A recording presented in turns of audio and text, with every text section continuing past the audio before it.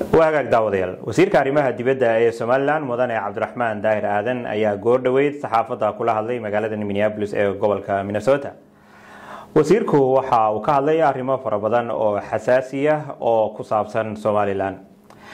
wasiirka oo marka hore la weydiiyay sababta ay xilligani dawladda Mareykanku ay u danaynayso in ay la macaamisho Soomaaliland ayaa waxa uu ku jawaabay laba arrimood baa uga dhigay arinta koowaad waxa weeyaan guud ahaan adduunka gaar ahaan dalka Mareykanka oo ka qoostay siyaasadii muddada dheer u degsanayd ee ahaa One Somalia policy dhammaan caalamku hadda gaar ahaan Mareykanka iyo dalka Jarmalka waxa aad hadda ay uga soo laabteen oo ay arkeen siyaasadoodii ku wajahnayd One Somalia inaanay shaqeynayn talabaad waxa weey Soomaaliland oo in badan caalamku isku dayay inuu indhaha ka lasho oo soo gaadhay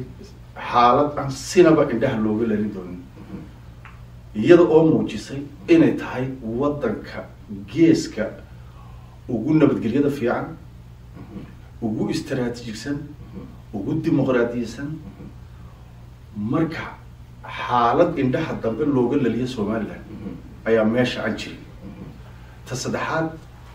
سياسة الدون كيسا يسكب بدلية وحا أول في سر الموقتة وعدو البو موقتة إن الصومال لا تحي الكتالو استراتيجي كده إيه ريادة قوة نكسة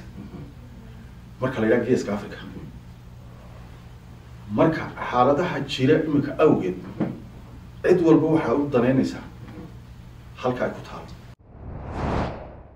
wasiirku waxa kale oo la weydiiyay warqad la sheegay in madaxweynaha Soomaaliya Xasan Sheekh Maxamuud uu u qoray dalka Mareykanka isagoo sheegay in uu diyaar u yahay in uu Mareykanka uu siiyo dekada ku yaala ee Soomaaliya isla markaana ay ku jirto dekada Berbera ee Somaliland. wasiirka oo arkaasi ka jawaabaya waxa uu yiri wallahi runtaasi fashilaad aad u weyn baahay dalalka Mareykanka warqad uu soo dirayna he insulted their intelligence كوجا عقلي جوده إنه يكعيار أد بنا لوجا حنا برونتي وايو من لأوجي هاي حالة دي سؤال كي كسبت هاي أو ودوي كي حمر سوق ليوردن لكانترولو أو لبادي جاري قدام بيسي لو أساسينيت جرين جاري حمر دحدة أو الأوجي هاي كانترول كيسي أنت أو شوجا أو حكم كي سبقة أو الدنيا دو كل دركسنت هاي oo ka sheekeynaya waxa bixinaya berbera waraaqaha idaba ma furu wala la yaab waana ka hadlay min badan oo siyaasiyiin ka hadlay waxa ka hadlay min badan foreign policy Mareykanka ka hadlay markii aan joognayna inta la kulanayna aad bay ula yaabeen runtii marka waxaan isooran karaa isaga damage isku sii geystay dadkana aqligooda inuu ku ciyaarayo oo arkay marka wax aan soo kordhiyay mar adduunyadu way ka dhareegsan tahay waxa hadii waraaqa aw diro iyo haduu adduunyada u dirana oo Soomaaliya bolosigaasi dhow iyo 3 sanadood buu soo shaqeeyay waqtigii aw soo shaqeynay wuu dhamaaday adduunyada waxa kama iibin karo